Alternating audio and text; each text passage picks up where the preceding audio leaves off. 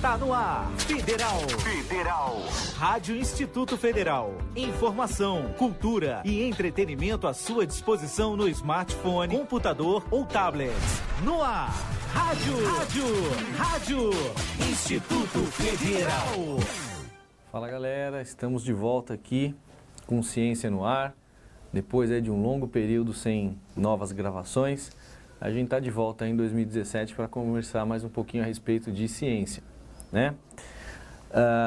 Só lembrando aqui para todo mundo seguir a gente aí, a Rádio e TV Federal no Ar, né? Procurar aí no Face e na nossa página da internet, estão todos os programas lá, não só o Ciência no Ar, mas todos os programas vocês vão conseguir assistir e escutar por lá, tá joia?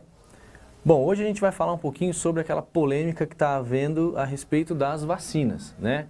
E para quem está assistindo ao vivo, eu vou pedir desculpa que vocês vão me ver muito com a cabeça baixa, porque eu trouxe muita coisa de dados que estão nas minhas colinhas aqui, justamente para poder apresentar para vocês de uma maneira bem certinha, valores, informações a respeito dessas questões sobre vacinar, não vacinar.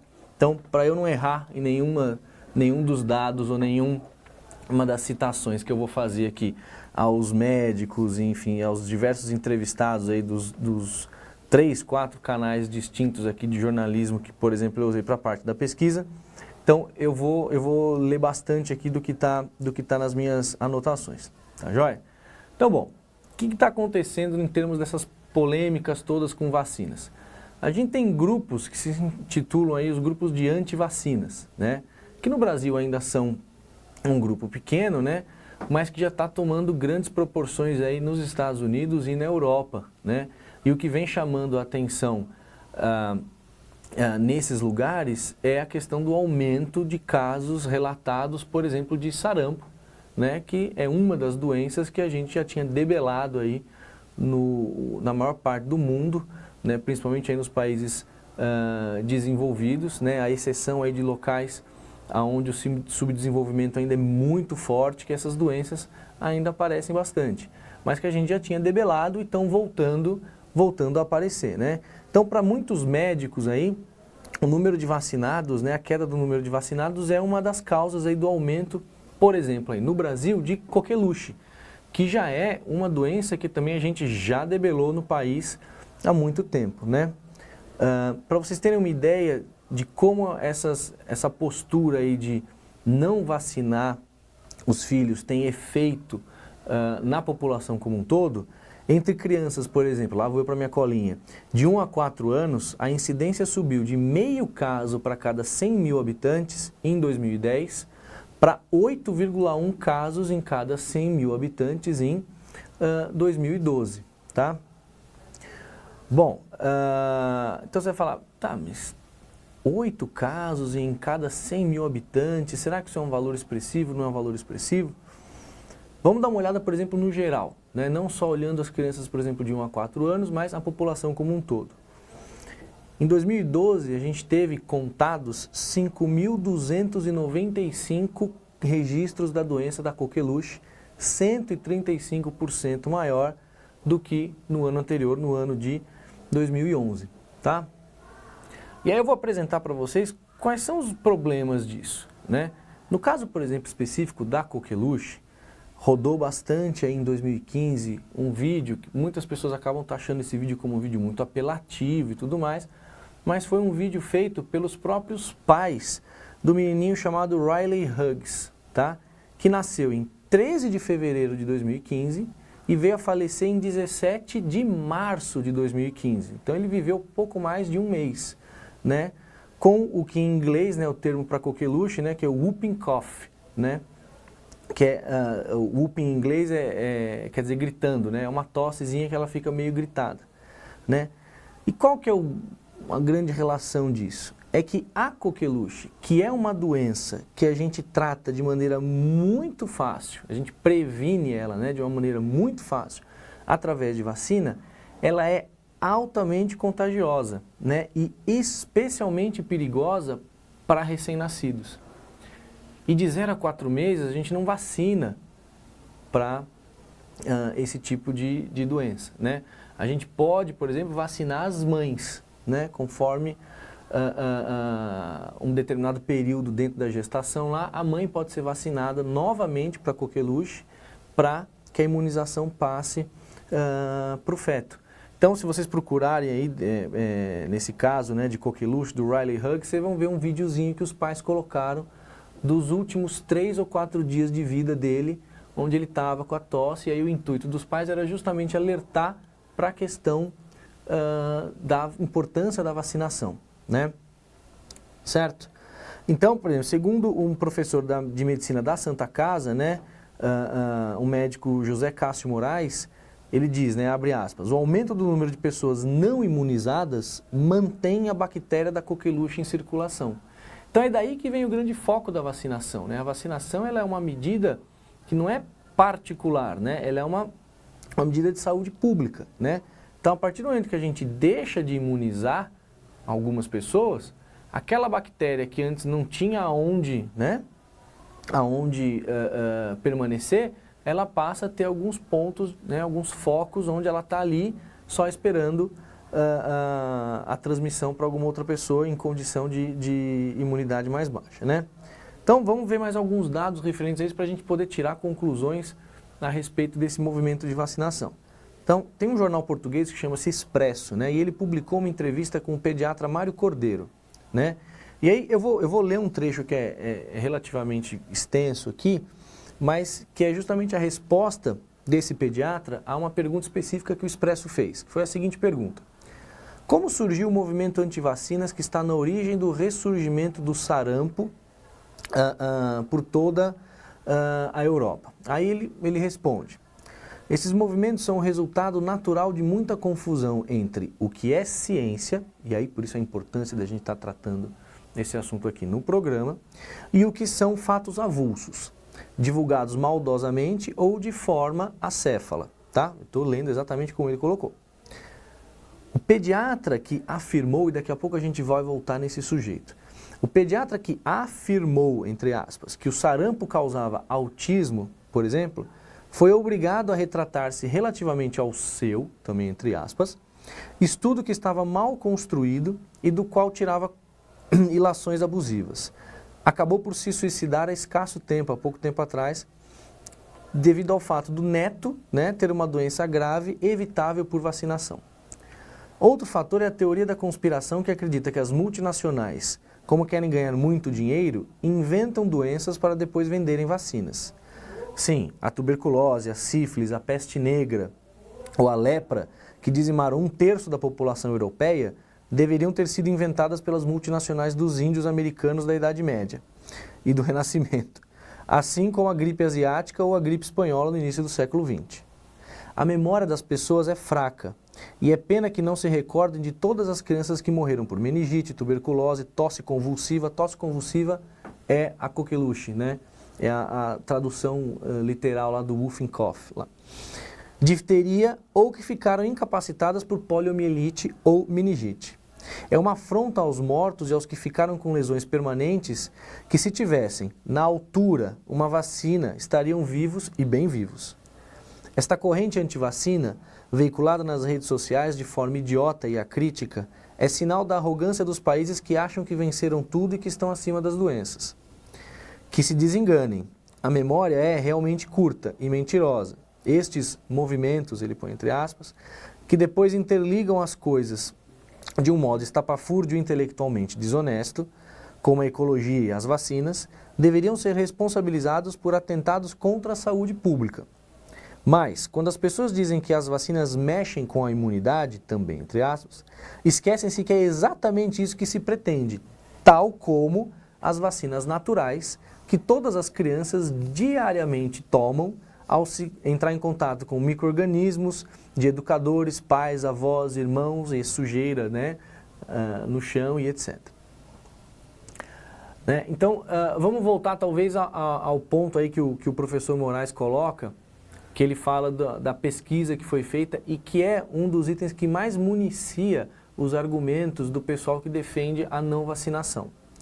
Né? Ele se referiu a um caso de um médico britânico chamado Andrew Wakefield, né? que ele publicou um artigo numa revista, e é uma revista grande, é uma revista importante. Aí, essa história de revista, volta lá para alguns programinhas anteriores nossos, a gente fala como que a gente dissemina a ciência, a gente fala especificamente o que são as revistas, né, as publicações acadêmicas, etc. Que é a revista chamada The Lancet, que é uma revista grande, muito respeitada, tá? Ele publicou um artigo em 1998, onde ele relacionou uma vacina específica, que é a tríplice, né, que é sarampo, rubéola e cachumba, com casos de autismo, onde ele relacionava que a vacinação levava a criança a desenvolver algum grau dentro do espectro autista, tá? Bom, aí o que se descobriu em seguida foi que o Wakefield falsificou os dados, né? Inclusive ele teve a licença dele cassada, a gente vai comentar um pouquinho mais detalhe disso um pouquinho mais para frente. Mas a grande questão é que, apesar dessa punição, né, a partir daí se iniciou essa controvérsia, né, essa briga entre vacinação e não vacinação, né? Bom,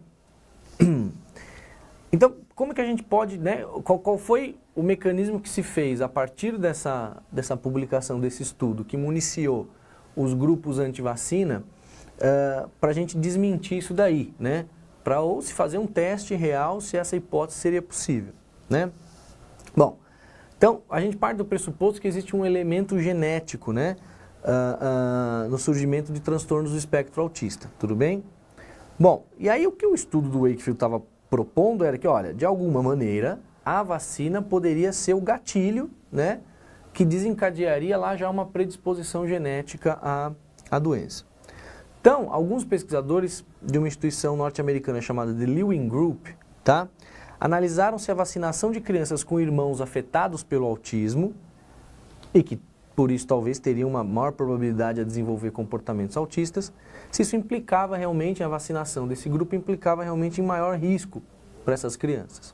Bom, então quais foram os dados que esse estudo apontou? Então eles analisaram 5.727 crianças norte-americanas, tá? Todas elas com irmãos mais velhos, onde desse número de crianças, 1% delas, elas próprias, tinham o diagnóstico de comportamento autista, né? E 2% desse número tinham irmãos mais velhos com autismo, tá? Bom, e aí duas coisas são importantes que saíram desse estudo. A primeira delas é uma questão comportamental. Então, eles realmente observaram que existe na sociedade lá norte-americana uma certa preocupação dos pais, né? O que de certa forma é até, né, dá para a gente entender, porque é um apelo um tanto quanto emocional para os pais, né? Na relação entre a vontade do pai vacinar o filho, sabendo já que ele tem um filho com autismo. Então, olha só, as taxas de vacinação são mais altas entre as crianças sem irmãos autistas. 84% das crianças desse grupo receberam a primeira dose da vacina, aos 2 anos de idade, e 92% das crianças receberam a segunda dose aos 5 anos de idade. Quando a gente vai para as crianças que possuem irmãos mais velhos com transtorno do espectro autista, só 73% receberam a vacina durante os 2 primeiros anos de vida e 83% nos 5 anos de vida, né? Então percebe que já, mesmo tendo sido um estudo refutado, e a gente vai trazer mais dados daqui para frente, as pessoas continuam evitando, de certa forma, um pouco vacinar os filhos que têm irmãos com autismo, né?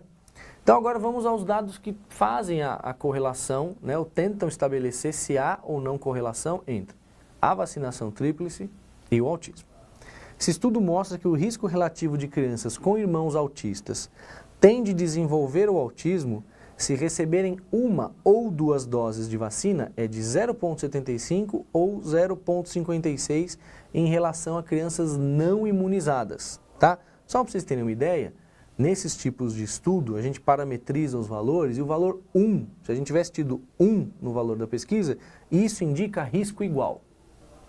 Então, dentro dessas 5.000 e lá vai tantas outras crianças, o risco é menor, inclusive. Está abaixo de 1.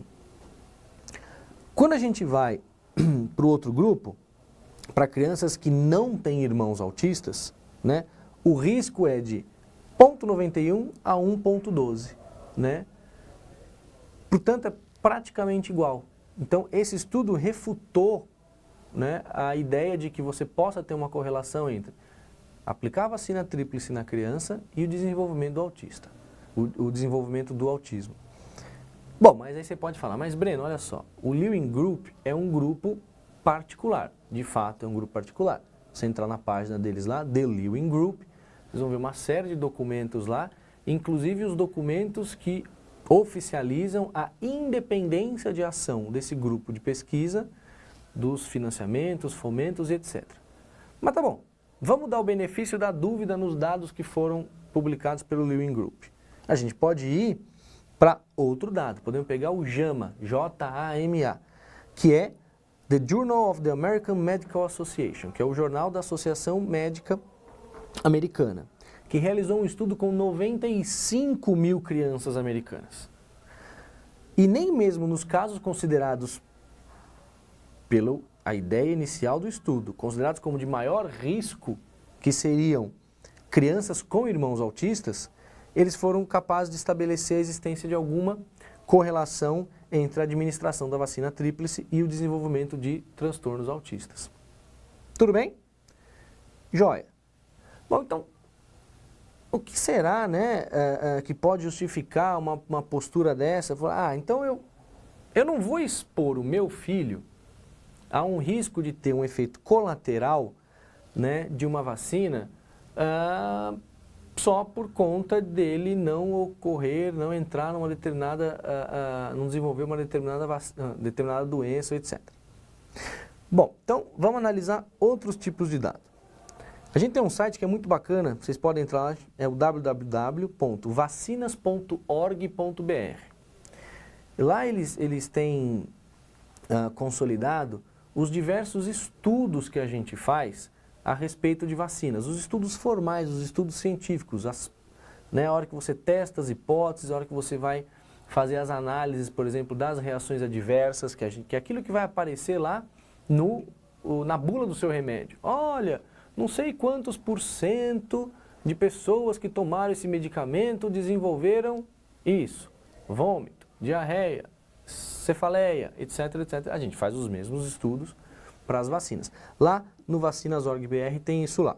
Então, por exemplo, os dados que eu tirei de lá. O Comitê Assessor em Práticas de Imunização do CDC, que é o Centro de Controle de Doenças dos Estados Unidos, em suas recomendações para o uso da vacina tríplice, concluiu, abre aspas, embora a DTP, que é o termo em inglês para vacina tríplice, possa raramente causar sintomas que alguns têm classificado como encefalopatia aguda, então aqui eu vou abrir um parênteses. Eu peguei a encefalopatia aguda, que de toda a listagem, e tem várias lá no vacinas.org dos estudos da vacina tríplice, tem vários efeitos adversos lá. É o pior deles, é um efeito adverso que esse pode inclusive levar a óbito, por isso que eu escolhi esse. Voltando, não foi demonstrada a relação causal entre a aplicação da vacina e lesão cerebral permanente. Se a vacina realmente causar lesão cerebral, a ocorrência desses eventos deve ser extraordinariamente rara. Fecha aspas. A conclusão similar também chegaram, olha só, Comitê de Doenças Infecciosas da Academia Americana de Pediatria, Sociedade de Neurologia Infantil dos Estados Unidos, o Comitê Assessor Nacional de Imunização do Canadá, o Comitê Britânico de Vacinação e Imunização, a Associação de Pediatria Britânica e o Instituto de Medicina da Academia Nacional de Ciências dos Estados Unidos. Todos estes órgãos chegaram à mesma conclusão. Ah, mas Breno, o que é extremamente raro? Vamos fazer a tradução do que eles colocaram como extremamente raro. De novo, dados lá da pesquisa com a vacina tríplice. Frequência estimada varia de 0 a 10,5 casos por 1 milhão de doses aplicadas da vacina, de acordo com os dados obtidos no Estudo Nacional de Encefalopatia Infantil, que foi uma investigação de grande porte que foi realizado na forma tipo caso controle, realizada na Grã-Bretanha entre 1976 e 1979. 0 a 10,5 casos por 1 milhão de doses aplicadas. Então vamos ficar com o pior número e vamos piorar, mas vamos arredondar para cima. 11 casos de encefalopatia, certo? Não são 11 óbitos de encefalopatia, são 11 casos de encefalopatia. Muitos desses casos têm reversão. Em 1 milhão de doses. Vamos voltar para alguns dados do começo lá, gente. Coqueluche lá que eu falei em crianças de 1 a 4 anos. 2012, 8,1 casos a cada 100 mil habitantes. 8,1, 10,5. Mais ou menos o mesmo número. Com a diferença que é 8,1 em 100 mil e 11 em 1 milhão. Então, eu não sei se esse argumento de não expor o meu filho para garantir que o seu não pegue uma determinada doença, expor o meu filho a uma reação adversa. Porque, afinal de contas, né, a quantidade de casos é muito maior, né, para não vacinados do que um efeito colateral mais grave nos que são vacinados, certo? Bom, então olha só. Nesse sentido, vamos ver aqui umas aspas de um outro médico aqui, né? Que foi a doutora Jennifer Haff, que deu uma entrevista no jornal, no Huffington Post. Então ela coloca lá, abre aspas. Esse é um dos argumentos mais depreciáveis que já ouvi. Para começar, as vacinas nem sempre são 100% efetivas. Por isso é possível que uma criança vacinada seja contagiada se for exposta à doença. Pior, há algumas pessoas que não podem ser vacinadas porque são ou imunodeprimidas ou porque são alérgicas a algum componente. Caso mais comum, por exemplo, de alergia a componente é a alergia a ovo. Por quê? Porque muitas vacinas são desenvolvidas com inoculação, né, do vírus, por exemplo, uma versão atenuada do vírus, dentro de um ovo. E ali vão se produzindo os anticorpos, enfim, o material que vai depois se tornar a vacina. Mas ele carrega traços de ovo. Então, pessoas que são alérgicas a ovo, quando tomam uma vacina, desenvolvem alguma reação à vacina. Mas veja, a reação não é a vacina em si. A reação é ao ovo, que é uma condição prévia da pessoa, né? Então, vamos lá. Essas pessoas dependem, aqui vem um fato importante, gente. Essas pessoas dependem da imunidade coletiva para sua proteção.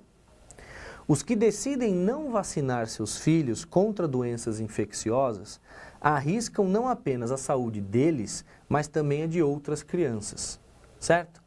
Então, olha só, a coisa toda se sustenta na seguinte questão. Olha, coletivamente está todo mundo vacinado. Então, o que aconteceu? Acontece que você tem uma diminuição na expressão daquela doença na sociedade. Então, as pessoas não estão mais acostumadas a ver aquela doença.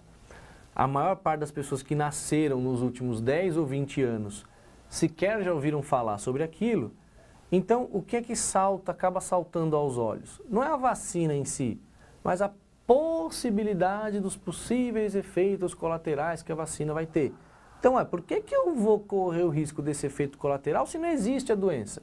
Mas esse é o grande lance. Não existe a doença porque a população está imunizada como um todo por conta do uso das vacinas, né? Bom, mas aí então vamos ver o que pode aí mover os grupos anti-vacinas aqui, né? Então tem uma outra entrevista dada pelo pediatra Carlos Gonzalez no jornal El País. Esse pediatra ele escreveu um livro que se chama Em Defesa das Vacinas, né? E ele diz o seguinte, ele explica que à medida que a doença desaparece e vai sendo esquecida, que eu acabei de comentar, os mais jovens nem sequer viram suas consequências. O medo da doença se transforma em medo dos efeitos colaterais das vacinas. Esses efeitos de fato podem existir, mas são escassos, é o que a gente acabou de ver no caso, por exemplo, da vacina tríplice. E na enorme maioria dos casos, leves, né? Então, eu peguei um caso, o mais pior de todos dentro da tríplice. As coisas que têm efetivamente efeitos adversos, que ocorrem em metade dos casos que recebem a vacina, 1/3 dos casos que recebem a vacina, o que é? Vermelhidão, inchaço, febre, que são todos efeitos que não são necessários se fazer nenhum tipo de aviso, nenhum tipo de registro médico formal para estudo disso, tá? Então ele diz lá, agora em aspas, esses temores são alimentados por falsas crenças dos pais. Geralmente os que decidem não vacinar os filhos estão muito informados, leram livros e visitaram dezenas de páginas na internet, mas estão muito mal informados. Então presta atenção no que ele coloca, estão muito informados, porém mal informados. Ah, e o problema é a internet, isso, aquilo? Não, não é. Essa mal informação pode vir por livros, por internet, seja lá o que for. Mas a gente precisa ler e estudar essas coisas com a devida calma. E aí eu vou fazer uma pausa referente à questão do assunto vacinas e vou pontuar talvez alguma coisa que seja falha nossa. Nós cientistas, nós acadêmicos, nós professores de universidade, que pecamos por muitas e muitas vezes em trabalhar com uma área que a gente deveria se dedicar mais, que é justamente a parte de divulgação científica, né? A população como um todo, ela acaba se tornando ignorante em relação à ciência, porque a ciência não é tratada. Ela não é divulgada, ela não é apresentada formalmente dentro das escolas de ensino básico, mesmo que você não vá seguir uma carreira científica, né? Que você não vá para uma carreira acadêmica e se tornar um cientista. Mas saber minimamente como a ciência trabalha é importante para a gente não receber as informações sem ter capacidade de fazer críticas sobre elas, né? Será que tem mais alguma coisa que pode mover grupos, por exemplo, antivacinas? Né? Sim, justamente uma das coisas que alguns desses grupos antivacinas defendem que é o que move o mundo das vacinas, que é o dinheiro, o recurso das grandes empresas aí da área farmacêutica. Só que olha que interessante, uma das coisas que fez o médico Wakefield, que fez aquela pesquisa no Lancet, tem inclusive o registro dele cassado e tudo mais, foi uma reportagem que foi feita pelo jornalista, foi feita por um jornalista e que um outro jornalista, o Luiz Alfonso Gomes, num blog chamado Magônia, ele apresenta. Então, abre aspas, o que o Alfonso Gomes coloca? O objetivo de Wakefield era desacreditar a tríplice viral para ficar milionário com vacinas alternativas. Ficou provado que o estudo era uma fraude e Wakefield foi expulso da Ordem dos Médicos do Reino Unido. Então, aquele caso foi bem grave. Então, aquilo que é o dinheiro, que é o que todo mundo defende, que é um problema da indústria farmacêutica, também acaba tendo condição de mover os grupos anti-vacina. Tudo bem, pessoal? A gente já está quase acabando esse programa de hoje, mas só para finalizar com uma coisa. Ah, Breno, então você veio aqui defender a vacinação, defender os remédios alopáticos, né? Criminalizar qualquer outro tipo de uso da medicina que não essa medicina mais ortodoxa, né? Então você não acredita em homeopatia, você não acredita em uso de plantas medicinais, você não acredita em qualquer outra coisa, medicina milenar oriental, como por exemplo a gente faz uso hoje em dia comprovadamente de acupuntura, etc. Não, não é nada disso. Vacinas é uma coisa, isso que eu acabei de falar é outra coisa. Podem haver problemas em vacinas mais novas, em estudos não tão controlados? Realmente, pode haver. Mas vacinas dessas doenças que a gente já debelou, que são vacinas que já estão em uma 10ª, 20ª, sei lá qual edição, né? Melhoramento daquela vacina, já estruturada, já bem testada e tudo mais. Não, gente, isso daí a gente não pode brincar e não pode tirar, né? Porque são coisas importantes e que podem levar, como exemplo que eu dei aqui, a casos mais severos, a casos fatais e trazer à tona doenças que a gente já tinha tirado da nossa frente na maior parte do mundo. O que não quer dizer que outros tratamentos não tenham a sua eficácia e a sua eficiência. Eu não estou dizendo isso aqui. E para dar um exemplo de que eu realmente acredito nisso que eu estou falando, esses dias mesmo eu aprendi um negócio novo. A gente sempre aprende coisas novas. Viajando com a família, eu descobri uma plantinha, chama-se Achille millefolium. Algumas pessoas conhecem como milfolhas e outros conhecem como novalgina.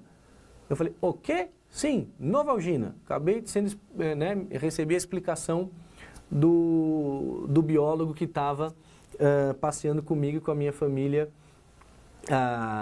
num local que é um parque, né, que tem vários jardins, né, e num desses jardins é um jardim onde tem plantas que têm cheiros, né, podem ser usadas como temperos, remédios, etc. E essa planta tem o mesmo efeito da novalgina, que é um remédio que a gente usa em casa normalmente para tratar febre, para tratar dor. Então tá lá, um exemplo claro, óbvio e direto de que a gente pode fazer uso da medicina alternativa, mas isso não quer dizer que a medicina alopática, a medicina mais clássica, mais ortodoxa que a gente aplica, não tenha sua validade, que a gente tenha que derrubar tudo que é feito por esse outro ramo, por esse outro olhar da medicina. Tem abusos, a gente hoje tem talvez se medicalizado, medicamentado demais, pode ser, a gente pode até discutir isso num outro programa, né? Mas o fato é, as vacinas estão aí, são bem testadas, né? Pelo menos essas em que a gente está falando da maior parte das doenças mais antigas e que a gente debelou.